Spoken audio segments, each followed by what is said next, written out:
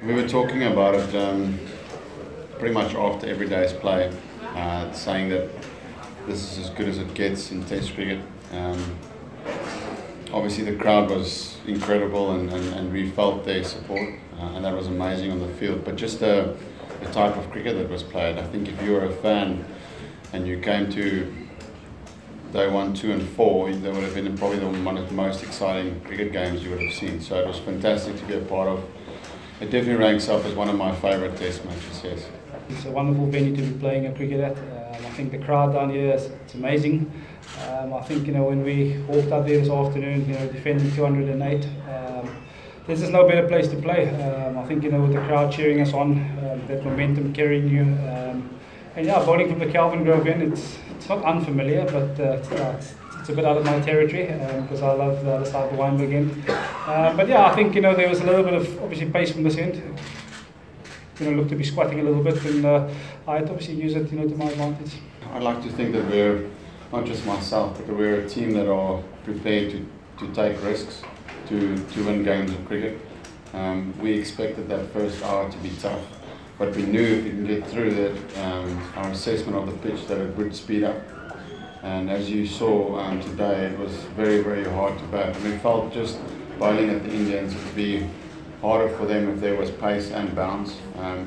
It did surprise me a little bit on the first morning, the pace the wicket had. That's not something I've seen on Newlands on day 1. So that's what's made it a little bit trickier that first hour. Normally you get movement, but it was slow.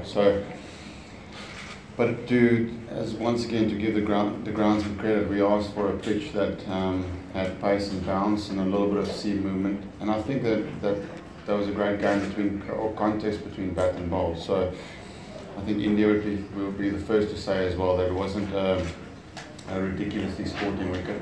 Once you got in on that wicket, there were some opportunities to score. This morning for us was really tough. I think that was probably the hardest time to bat in the Test match, with the covers being on for 2 days. And they bowled really well. But especially the bowlers today, they bowled on a pretty good wicket. The way they got wickets, and especially Vernon, was amazing.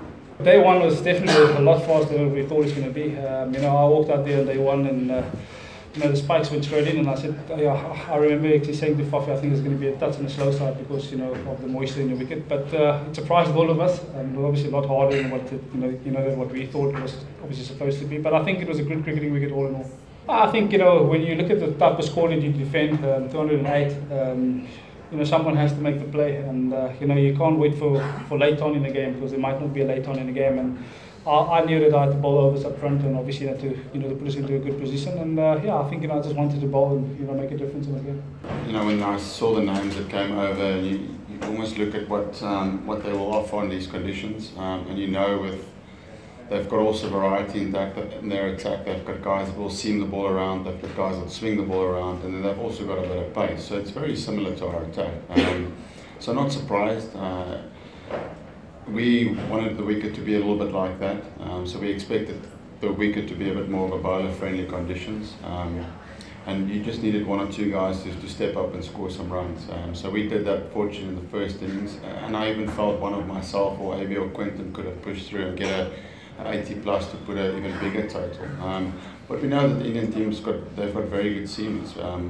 We back ourselves on challenging conditions just to try and be a little bit smart when we bat and try and just get a little bit more.